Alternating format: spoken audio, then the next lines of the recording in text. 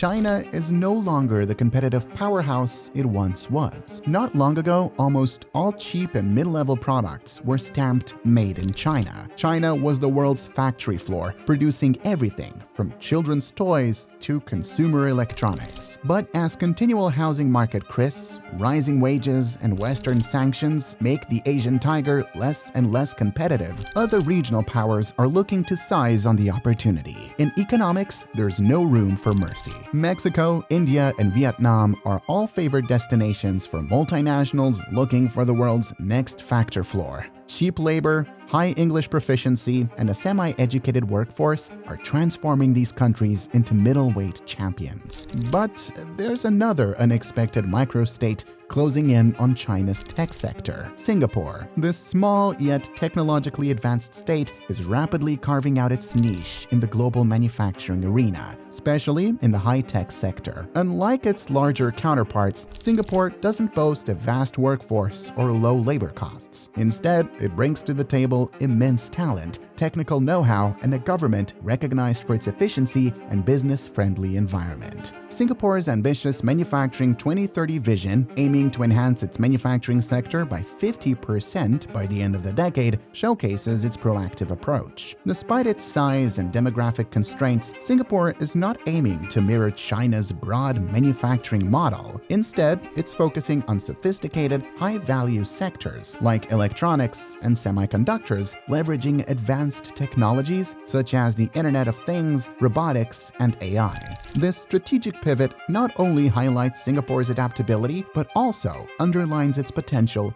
to become a key player in the evolving global manufacturing narrative.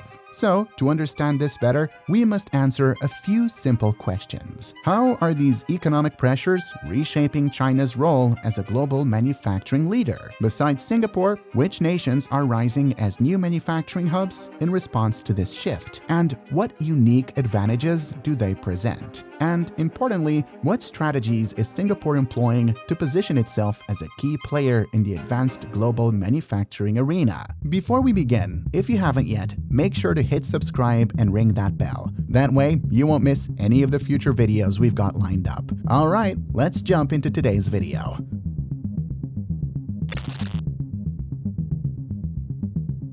First is China's demographic collapse. The country is currently the fastest aging population worldwide. Indeed, despite being home to 1.4 billion today, China's population is already starting to shrink. That means fewer cheap workers, less consumer demand, and less Chinese power. Alongside that, the repeated coronavirus lockdowns slowed China's recovery from the pandemic, coupled with slow growth, high youth unemployment, and a property market teetering on collapse, and the country faces a dire situation. Currently, China accounts for about 40% of global growth. However, much of the nation's prosperity relies on its huge trade surplus. It exports much more than it imports. So, a slowdown doesn't necessarily affect exporting countries, but it does threaten the production of goods that consumption-driven economies in the West and elsewhere rely upon. The pandemic already spooked many nations reliant on China for everything from pharmaceuticals to computer chips. Reorienting supply chains meant returning some of the industrial base back to the US and other advanced economies. But it also meant looking for regional alternatives. Unlike China, Singapore doesn't have a large workforce or even a cheap workforce, but what it does have is immense talent and technical know-how, with the government renowned for its efficiency and business-friendly practices. It's a potent combination. As the Savills Live Work Index highlights, Singapore might seem a promising choice initially, ranking as one of the priciest places to set up a shop, with an annual cost of $51,200 per employee.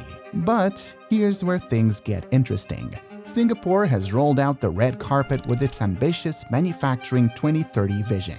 The goal is to supercharge its manufacturing sector by a staggering 50% by the end of the decade. To do this, the Asian microstate has a three-pronged strategy focusing on attracting frontier investments, revolutionizing local enterprises with advanced manufacturing techniques, and cultivating top-tier talent in the field. The endgame? To solidify the manufacturing sector's already robust 21% contribution to Singapore's GDP. As an island country and city-state measuring just 743 square kilometers, it struggles with significant land and population constraints. Home to just 5.6 million people, the second densest country on the planet could never hope to compete with China's entire manufacturing sector. But it doesn't need to. Already ahead of most of Asia technologically, it's laser-focused on the so-called Industry 4.0 innovations. Think cutting-edge tech like the Internet of Things, robotics, and AI. In particular, Singapore has hoped for a microchip revival since China's COVID calamity, seeing its own electronics and semiconductor exports boom.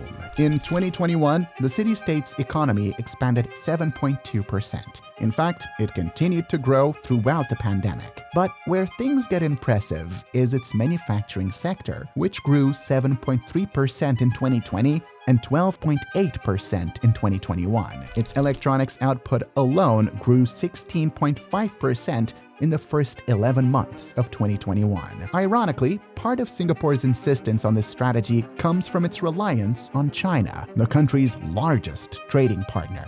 Beijing's longtime zero-COVID policy darkened Singapore's economic outlook, causing the island nation to double down on the strategy and identify new markets. By the beginning of 2022, Singapore's manufacturing sector had experienced an unprecedented 18 straight months of expansion, driven by rising orders, exports, and factory output. International manufacturing giants have taken notice. Major players like Micron, Infineon, and MSD aren't just marking their presence, they're heavily investing in state-of-the-art manufacturing facilities on the island. What's drawing them in? A confluence of factors: a talented workforce, adept in tech, formidable technological infrastructure, and an unwavering support system from a forward-thinking government. Semiconductors are a hot topic at the moment. China's militant stance over Taiwan, one of the world's largest microchip manufacturers, has underlined its role as a strategic resource. From smartphones to cars to televisions, modern society would grind to a halt should the semiconductor supply chain stop. Little wonder Singapore wants a piece of the action. Often regarded as a financial and trade hub controlling the important Malacca Strait trade corridor, Singapore is already a big player in advanced technologies. It accounts for nearly 5% of the world's wafer fabrication capacity and has a 19% share of the global semiconductor equipment market, including lithography systems, which are instrumental in crafting the intricate designs on silicon required for integrated circuits. Sure, giants like Taiwan and South Korea lead the charge with their advanced 3 and 5 nanometer chip production. However, Singapore's influence in the sector is no small fry. It's rapidly positioning itself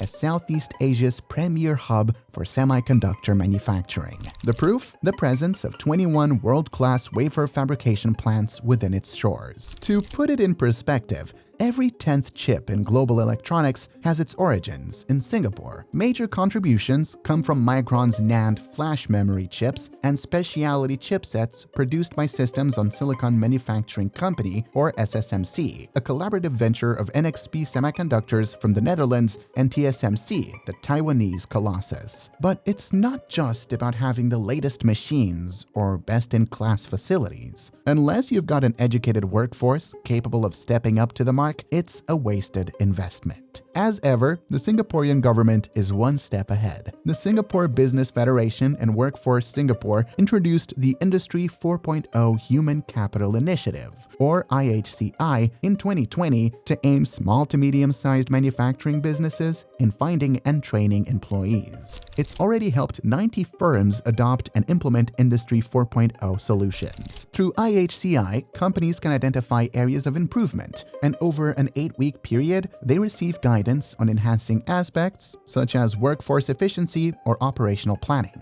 They're also given an opportunity to test out Industry 4.0 solutions and are provided with a structured plan to ready their teams for the upcoming tech changes. And that's not all. Singapore's government is also laying the education groundwork for its future economy at the university level. For instance, Nanyang Technological University, or NTU, has teamed up with industrial giant Rolls-Royce and the National University of Singapore, NUS, collaborates with Applied Materials to provide workshops on advanced topics like cybersecurity in Industry 4.0 and advanced computational engineering. Finally, programs like Skills Future encourage continuous learning programs throughout a person's career. Early and learn industry attachments also give fresh graduates a chance to find their feet in their industry. At the same time, the professional conversion program supports Industry 4.0 professionals, executives, and associates with everything they need. It's the kind of integrated thinking that makes Singapore the envy of the world. And best of all,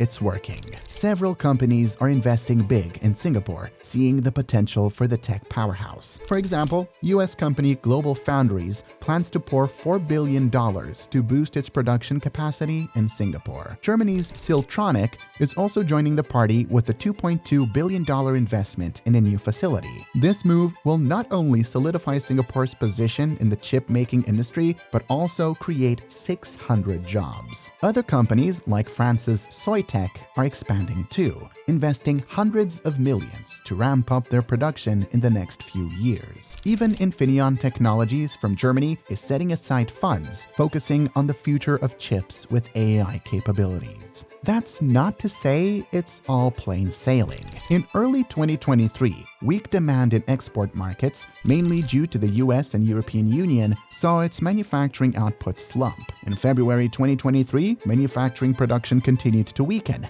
declining by 8.9% year-on-year and 11.7% month-on-month. Electronics output, in particular, fell by 10%, though it performed stronger than the biomedical and pharmaceutical sectors, where output fell by 33.6% and 59% year-on-year, respectively. Like the hopes for all manufacturing economies, supply can only ever meet demand. Indeed, economists branded the manufacturing sector as the biggest drag on the overall Singaporean economy. As China continues to slump and with little signs of a resurgence in the coming decades, the city-state's dream of becoming an Industry 4.0 powerhouse rests on consumer demand in Europe and North America. As the Biden administration continues Trump's anti-China policies, curtailing exports of high-end chips and chip-making equipment made with US technology to China, Singapore could be hit by friendly fire, given how supply chains are highly complex and globalized. Thankfully, by September, the manufacturing sector resumed its expansion, as indexes of new orders and inventory shrank to a lower pace, while those of new exports, employment, and factory output expanded. It does emphasize the point that the economic certainties of the pre-COVID era are behind us. But if anyone can navigate the shifting dynamics of global manufacturing, Singapore can. While China's once dominant position as the world's factory weakens, Singapore is harnessing its strengths and steering toward a future filled with Industry 4.0 potential. Despite the inevitable ebb and flow of the manufacturing sector, as evidenced by the 2023 slowdown, Singapore's agility, education-driven workforce, and commitment to advanced technological infrastructure position it as a formidable contender on the world stage. But if China's economic and demographic decline happens alongside falling consumer demand in Western nations, Singapore's nascent manufacturing sector may find itself walking on air. If you liked this video, we've got more content covering geopolitics and economics. Thanks for watching. Bye-bye.